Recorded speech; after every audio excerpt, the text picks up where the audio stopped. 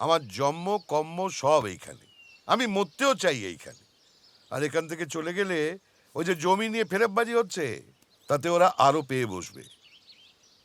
তো তুই এক কাজ কর না, তুই বরঞ্চ তোর মাকে নিয়ে যা। ওমা, বাবা তুমি না গেলে মা কখনো যেতে পারে? কেন যাবে না? হ্যাঁ, আরে তোর মা আর আমি কি এক নাই? আমরা তো আলাদা।